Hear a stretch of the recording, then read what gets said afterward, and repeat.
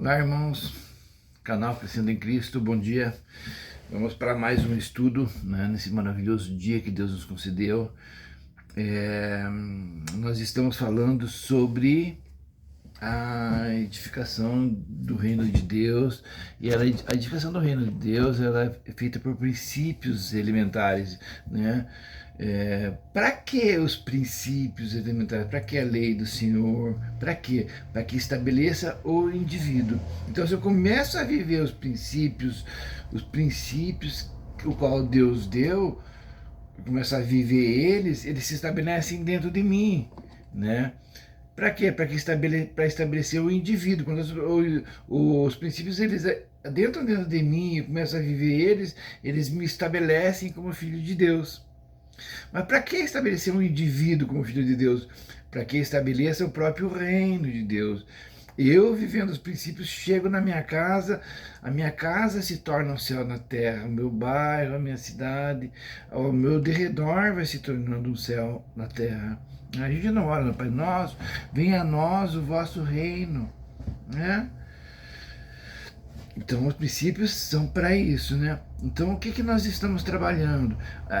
Do que fala tudo isso? Da edificação da casa de Deus, a casa que Deus anseia habitar, né? Casa favorita, né? Tem aquele louvor, casa favorita. Não me lembro bem mais como que é agora, mas é isso. Então, como que a gente está contextualizando isso? Eu usei esse mapa mental aqui para ficar fácil o entendimento nosso, de onde no princípio, no Éden, o homem estava com Deus, e depois o plano de Deus é que sempre o homem estivesse caminhando junto com ele, em comunhão, né, ouvindo dele, conhecendo deles, participando com ele dessa comunhão, né, e vivendo junto. Mas o homem, Deus colocou um limite ali, uma prova ali da árvore do conhecimento do bem e do mal, que diz que do dia que dela comer, certamente morrerás, né? E o homem, ele veio a comer desse fruto da árvore do conhecimento do bem e do mal, né? E esse certamente morrerás de Deus, ele aconteceu, né? O espírito do homem decaiu da presença de Deus, vamos dizer assim, que ele ficou apagado, né? Ele não conseguia mais ter a comunicação como deveria com Deus. Eu particularmente, eu, Jorge, eu analiso assim, como que se a gente adquire a maioridade, até uma idade a gente está sob o pai e a mãe. Então é eles que decidem, mãe, posso ir em tal lugar? Mãe, posso fazer isso? Pai, posso fazer isso? Posso fazer aquilo? Sempre eles que vão falar se é bom ou é ruim. Ó, tá na hora de largar do celular. E a gente quer ficar no celular, pra gente a gente acha que é bom. Mas o pai não coloca um limite para nós, não é isso? Venha para dentro, chega de brincar aí fora. Venha um limite para nós. Quem está decidindo o que é bom e o que é mal para nós é o pai e a mãe. Mas a partir do momento que a gente começa a querer decidir o que é bom e o que é ruim para nós, aí é um outro nível. Isso é a maioridade. Isso nós aqui na Terra consideramos como maioridade. Só que para o homem isso foi muito prejudicial lá, porque nós não temos a plena o pleno conhecimento, nós não somos onipotente, onipresente, onisciente, então nós não conseguimos determinar com exatidão o que é bom e o que é ruim para nós. Pequenas coisas a gente consegue até analisar num texto com um pouco do contexto, não consegue abranger todo, por causa de nós sermos humanos. Por isso que lá no começo de Gênesis, quando nasce Enos, começou-se a invocar o nome do Senhor. Né? Enos significa o quê? Eu sou humano, eu sou fraco, eu sou mortal. Quando a gente toma essa consciência, puxa, mas eu não sei tudo, eu não posso decidir com inteira certeza isso. né? E aí entra os princípios da palavra de Deus. Se quiser fazer a linha reta, que nem eu falei, se for a mão livre, ela vai sair um pouco torta. Mas quando eu ponho uma régua, sai certinha. Quando eu ponho um plumo lá, eu vou conseguir saber a vertical certinho para a construção de uma edificação. Se eu coloco o esquadro, eu vou saber o canto bem certinho. Então, pelo instrumento, pelo aquele instrumento de precisão, eu consigo fazer algo certo. E a gente viu que o instrumento de precisão é a palavra. Ela é a lâmpada para os nossos pés, luz para o nosso caminho. Então, a gente consegue entender que os princípios os quais Deus quer que nós usemos são a palavra de Deus, vem da palavra de Deus. Né? Para quê? Para que se estabeleça o reino, para que se estabeleça o indivíduo e se estabeleça o reino. E a gente sabe que muitos rudimentos e princípios do mundo são inseridos aqui onde não deveria, né? Por maldade, por ignorância de muitos homens que acham que sabem tudo e se esquecem das escrituras, usando um texto fora de um contexto, gerando um pretexto, gerando heresias em muitas coisas. Por isso a gente tem que ter muito cuidado para sempre estar pautado na palavra. Né? Então, nesse estudo aqui eu quero mostrar um pouquinho mais sobre isso. O que nós estamos, qual que é a construção, a edificação? A edificação, o Deus ele não quer morar em templos de pedras. Como que a gente vai construir uma casa para Deus se Deus é maior que tudo? O anseio de Deus é morar em nossos corações, no individual e no coletivo, porque Deus ele trabalha no individual para montar um coletivo. Por exemplo, ele puxou Abraão, um único homem, e de Abraão ele criou uma nação. Não é isso? Deus, de Adão, né, ele fez uma população. Veio Adão, depois veio Eva, e se criou muitas pessoas. De Cristo, Deus vai fazer muitos. Cristo é a primícia. O primeiro é o unigênito. E o unigênito e o primogênito, nesse sentido, de muitos que virão. Então, mas Deus ele pega o individual para conseguir o coletivo. Ele coloca os princípios no Jorge e o Jorge leva os princípios para sua casa e a sua casa para o seu bairro e assim vai. A gente vai crescendo com Deus. Mas a importância desses princípios, da gente estar pautado nisso é porque, por isso eu quero pegar alguns textos para a gente conhecer um pouquinho mais a origem disso tudo, né? Vamos pegar primeiramente João capítulo, deixa eu pegar aqui, João capítulo 5, 39 e 40, vai falar assim, ó. Examinais as escrituras, porque vós cuidais ter nelas a vida eterna, e são elas que de mim testificam, e não quereis vir a mim para terdes vida. O que o Senhor Jesus estava falando ali com o pessoal ali, que estavam questionando ele? Vocês examinam as escrituras, né?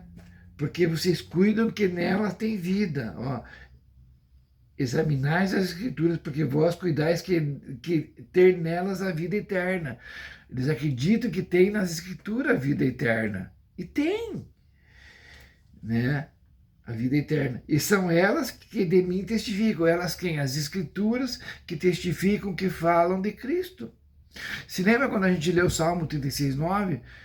Né? Em ti está o manancial da vida, e na tua luz veremos a luz. A luz é a palavra de Deus, e na luz tem o Senhor Jesus, a luz verdadeira. As pessoas que examinam as escrituras, mas não conseguem perceber Jesus, o Senhor Jesus, Emmanuel nas escrituras, o Messias, Cristo nas escrituras, elas rejeitam a pedra e vão tropeçar nessa pedra. Por isso da gente sempre estar buscando o Senhor Jesus nas escrituras, né? Então vamos ler novamente. Examinais as escrituras, porque vós cuidais ter nelas a vida eterna, e são elas que de mim testificam, e não quereis vir a mim para terdes vida. Então não é só examinar as escrituras, é viver Cristo, não é? Você tem examinado as Escrituras? Tem agora, porque nós estamos fazendo isso junto, né? E vamos crescendo cada vez mais, né, com o Senhor. Então, vamos pegar um outro texto aqui. Vamos pegar o texto onde Davi está se preparando para que Salomão construa o templo, né? Vamos pegar 1 Crônicas 28:19. Olha que lindo isso aqui, como a gente percebe, né, coisas grandes na palavra de Deus. 28:19, 1 Crônicas, né? Disse Davi, ora, disse, o rei Davi disse: tudo que nestas plantas foi escrito de acordo com as instruções que o Senhor me deu, explicando como tudo deve ser feito. Então, o que que acontece? Davi está falando ali o que tudo deve ser feito conforme a planta do edifício, né? E foi Deus que deu aquela planta para ele. Tudo deve ser feito conforme aquela planta. Então tem uma maneira de se construir as coisas de Deus, não é uma maneira que a gente acha que é a melhor maneira, ou que a gente pode incrementar ou tirar um pouquinho. Ela tem uma maneira exata, né? E da onde vem tudo isso? E vamos pegar aqui, vamos pegar Êxodo 25:40, que na construção do tabernáculo. O que o tabernáculo é? Ele é um símbolo de Jesus, uma figura do Senhor Jesus, né? Não só do Senhor Jesus, como nós, como igreja que contemos a arca, que é a presença de Deus, sabe? A gente vê isso claramente nas tábuas, que eram de madeiras, né? Banhadas em ouro, né? Então, várias simbologias tem ali no tabernáculo. Então, vamos ver lá, Êxodo 25:40. Diz assim: atenta, pois, que o faças conforme o seu modelo que te foi mostrado no monte. Então o que que acontece? Moisés subiu no Sinai e lá Deus mostrou um modelo para ele, uma planta, um modelo. Ó, você tem que fazer exatamente como está aqui. Por quê? Porque aquilo é um rudimento de Cristo, é uma sombra de Cristo. E quando nós formos entender Cristo, nós olhamos para lá e entendemos perfeitamente como que é. Não correndo o risco de supormos alguma coisa. Por que que nós sabemos que é aquilo? Porque lá na lei, lá nos profetas, lá nas coisas, nas primeiras coisas está como que deve ser, como que é a realidade, né? E isso tudo está em sombras lá, né? Hebreus 10:1 vai falar sobre essas coisas. Olha aqui, ó. Hebreus 10:1, ele fala assim, ó: porque tendo a lei a sombra dos bens futuros e não a imagem exata das coisas, a sombra dos bens futuros, não a imagem exata das coisas. E quando fala lei, não é só a lei dos 10 mandamentos lá, é o Pentateuco, o conjunto dos livros que formam a lei, né? E é interessante a gente notar isso, porque isso é muito profundo. O desconhecimento disso tais heresias, e heresias prejudiciais à construção da casa de Deus. Primeiramente para mim, porque se eu fizer da maneira errada, em vez de eu adquirir um benefício, eu vou ter um malefício. E é impressionante a gente entender isso. Vamos pegar, por exemplo, o caso de usar, lá na palavra de Deus, usar, ah, talvez todos conheçam, se não conhecer, outra hora eu vou fazer um estudo detalhado sobre isso, né? A história é assim: a Arca da Aliança, que é o símbolo da presença de Deus, né, que estava no tabernáculo, lá no Santo dos Santos, foi tomada, foi levada. E chegou um tempo que o Davi começou a reinar e ele entendeu. Ele falou: para mim reinar, ser um bom rei, eu preciso ter a presença de Deus comigo. E ele entendeu a necessidade de ele buscar a Arca da Aliança, porque lá no Antigo Testamento a Arca da Aliança era o símbolo da presença de Deus. E ele foi buscar, ele ficou sabendo onde que estava e foi buscar a presença de Deus, a Arca da Aliança. Pegou um povo lá e vamos lá buscar. E foram.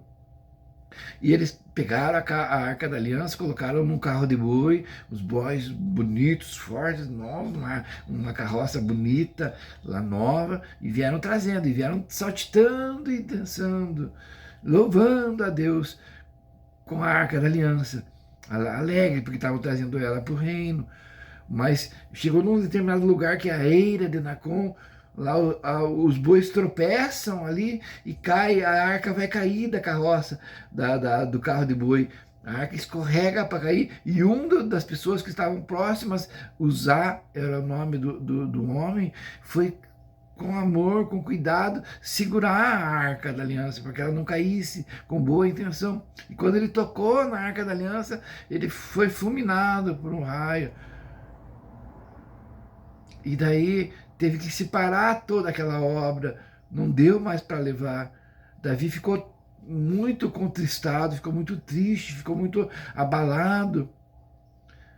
Tanto que ele fala assim, Deus fez rotura em nós. Ele não fala em usar em nós porque é um entendimento de corpo. E usar tinha boa vontade de trazer a arca. E detalhe, era só os levitas que poderiam pegar na arca, e Uzá era levita, mas dentre os levitas tinham aqueles que eram encarregados de tocar nos utensílios, tinha aqueles que eram encarregados de tocar somente nas colunas, aqueles que eram encarregados de tocar somente nas cortinas para o transporte. E isso fala do quê? Se nós trouxermos a presença de Deus de maneira errada, ela vai acabar sendo juízo para nós, porque ela vai encontrar em nós erro e ela vai vir para fulminar. Então, e isso fala do quê? Como que Davi conseguiu trazer a arca para o seu reino? Ele descobriu pelas escrituras como que se fazia isso, e aí ele fez da maneira certa. Então, para que nós estamos voltando? Para as escrituras, para que nós possamos fazer da maneira certa. Fazer o quê? Trazemos a presença de Deus para nós. Estamos formando uma casa bem alicerçada, bem feita, para que a presença de Deus venha e se sinta numa casa favorita, né? Numa casa a qual ele quer morar, participar conosco, né? O Senhor Jesus fala, eis que estou à porta e abro, e bato, aquele que abrir, entrarei e cearei com ele. Não é lindo isso? Não é? Vamos ver isso aqui. Está lá em João.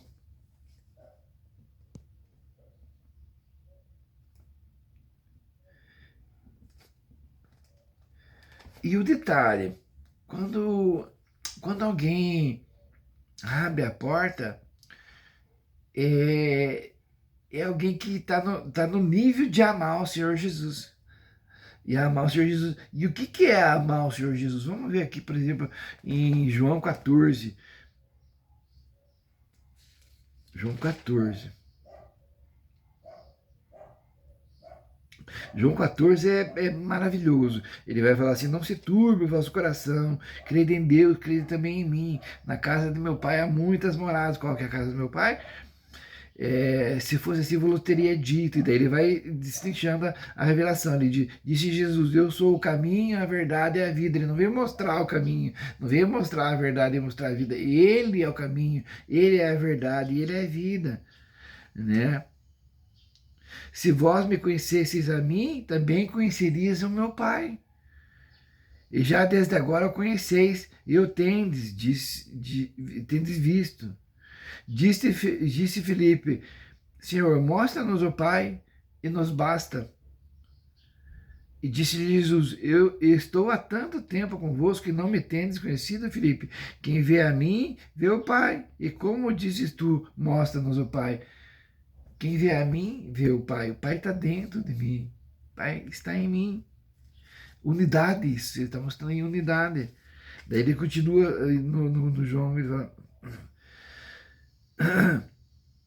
não crê tu que estou no Pai e que o Pai está em mim? A palavra que eu vos tenho dito não as digo de mim mesmo, mas o Pai que está em mim é quem faz essas obras. Crede-me que estou no Pai e o Pai está em mim. Crede-me ao menos por causa das mesmas obras. Na verdade vos digo que aquele que crê em mim também fará as obras que eu faço, e os fará maiores do que essas, porque eu vou para meu Pai. E tudo quanto pedirdes em meu nome, eu o farei, para que o Pai seja glorificado no Filho. Não é? Então, o anseio de Deus, por que nós vamos fazer obras maiores? Por que Jesus fazia grandes obras? Porque o Pai estava nele. E por que nós vamos fazer obras maiores? Porque eles vão estar em nós, o Pai e o Filho vão estar em nós, na pessoa do Espírito. Embaixo ele fala, tudo quanto pedirdes em meu nome, eu o farei, para que o Pai seja glorificado no Filho. E no 16 ele fala assim, eu rogarei ao Pai e ele vos dará outro Consolador, para que fique convosco para sempre, outro Paracleto, Consolador do Espírito Santo. No 17 ele fala, e o Espírito de verdade, que o mundo não pode receber, porque não o vê, nem o conheceis, mas vós o conheceis, porque habita convosco e está em vós. Percebe? Habita convosco e está em vós. Não vos deixarei órfãos, voltarei para vós. Ainda um pouco, e o mundo não me verá mais, mas vós me vereis, porque eu vivo e vós vivereis. Naquele dia conhecereis que estou no Pai, e vós em mim, e eu em vós. Olha aqui, consegue entender? Cristo está no Pai e está em nós, e nós neles. Se tornamos uma unidade. Daí ele vai falar que ele vai agora, olha aqui onde que eu queria chegar. Aquele que tem os meus mandamentos e os guarda, esse é o que me ama. E aquele que me ama será amado do meu Pai, eu o amarei e me manifestarei a ele. Então, quando a gente guarda os princípios, né, da palavra de Deus, a gente cumpre os mandamentos, os mandamentos, os mandamentos da palavra de Deus, a gente cumpre a lei. O que é a lei? Não é só os 10 mandamentos lá, a lei é a palavra de Deus. É a palavra do Senhor Jesus, é a palavra de Deus. A gente caminha nesses princípios aqui, ó. A gente caminha nesses princípios aqui, não mais dos princípios do mundo. O que acontece? Deus vai estar em nós, Cristo em nós, na pessoa do Espírito Santo em nós. Por isso que ele fala aqui, assim, ó, quem que é o que me ama? É aquele que guarda os meus mandamentos, ou seja, aquele que caminha nas minhas palavras, naquilo que eu falo. Talvez você não perceba isso. Antes de Jesus ser Salvador, ele é Senhor. Por que Senhor?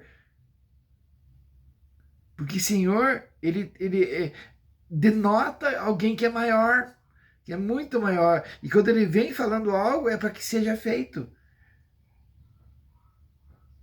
Sabe? E quando você caminha no que ele está falando, vai dar certo. Vai conter ele dentro de você. O Espírito Santo dele fala assim, ó. Aquele que tem os meus mandamentos e os guarda, esse é o que me ama. E aquele que me ama será amado do meu Pai, e eu o amarei e me manifestarei a ele. No 23, e Jesus respondeu e disse-lhe, se alguém me ama, guardará a minha palavra, e meu Pai o amará, e viremos para ele e faremos nele morada. Mistério concluído. Entraremos, eis que estou à porta e bato, aquele que me ouvir, né? Abrir a porta, entraremos e cearemos com ele. E não saciaremos aqui. Ele fala que faremos nele morada. Mas antes de ele falar de fazermos nele morada, é aqueles que vivem os meus mandamentos e os guardam. Por isso que Esdras, quando veio do cativeiro, ele veio reconstruir. Eles vieram para a reconstrução, né, de Jerusalém, da cidade santa, da cidade que contém o Senhor. Isso é uma figura, um símbolo de nós. Esdras veio com o coração preparado para aprender a lei do Senhor, praticar a lei do Senhor e ensinar a lei do Senhor. Esdras 7:10. E é com esse intuito, é dessa maneira que nós nos chegamos ao Senhor, não é? Para fazermos conforme o que está na palavra do Senhor, vivenciarmos isso, e nós vivenciamos isso, nós estamos ensinando isso, não só por palavras, mas por exemplos. Quando nós vivenciamos isso, o Pai e o Filho estão em nós, na pessoa do Espírito Santo. E se nós temos o Espírito Santo, nós vamos ser ressurretos. Nós vamos ser ressuscitados. Que lindo isso, né? Que grande, que forte, que maravilhoso. Então eu queria terminar essa parte de hoje, né, para que não fique tão longo o vídeo. Creio que os irmãos entenderam. Nos próximos vídeos eu vou contextualizando na Bíblia certinho cada coisinha dessa, apesar que nesse também eu contextualizei. Então, nós vamos fazendo isso, não é? Essa obra é contínua que o Senhor tem feito em nós. E pela Bíblia nós vamos aprendendo como que nós devemos fazer direito. Amém, irmãos? Irmãos, eu peço que os irmãos eles venham curtindo o meu vídeo, venham se inscrevendo no canal, para que recebam novos vídeos. Toca lá para acionar o sininho, daí quando sair um novo vídeo vai chegar para vocês, né? Eu tenho sentido uma necessidade no meu coração e até orei sobre isso, sobre essa situação que eu vou relatar para vocês, e Deus já tem me dado um feedback sobre isso, sabe? Eu tenho no meu coração de fazer um canal grande, né, de eu montar um estúdio mesmo, porque eu possa estar recebendo pessoas para fazer podcast ou estudos, convidar pessoas, mestres da palavra, pastores, profetas, para nós falarmos sobre as coisas de Deus e edificarmos, sermos usados para edificar o reino de Cristo no seu coração, no meu coração. Eu preciso de um microfone de lapela, eu preciso de uma câmera, eu preciso de algumas coisas, e para isso eu tenho pedido ao Senhor recursos, né? Então, provavelmente, nos próximos vídeos eu estou amadurecendo essa ideia no meu coração, e provavelmente coloca lá embaixo meu Pix lá, para que aquele irmão que sentir no coração, que Deus tocar assim, para que venha, que seja tocado no coração assim, para auxiliar nessa obra, né? Que tenha o coração disposto a participar dessa obra, possa auxiliar com alguma quantia. Não precisa, olha, irmãos, se Deus tocar no coração, e se Deus não tocar, não tem problema nenhum, sabe? Mas eu sei que Deus toca o coração de algumas pessoas, como toca o meu coração muitas vezes para auxiliar na obra do irmão. E isso é bíblico, isso não é errado, e não é ficar pedindo para os outros, não é isso. É abrir possibilidade para participação. Participa dessa obra comigo. Então, provavelmente nos próximos vídeos eu faça isso, mas eu estou amadurecendo a ideia, irmãos, tá bom? Deus abençoe, tem muito que aprendermos, e com certeza para frente nós vamos aprofundar mais, e eu tenho certeza que todos vamos crescendo em Cristo cada vez mais. Deus os abençoe e bom dia.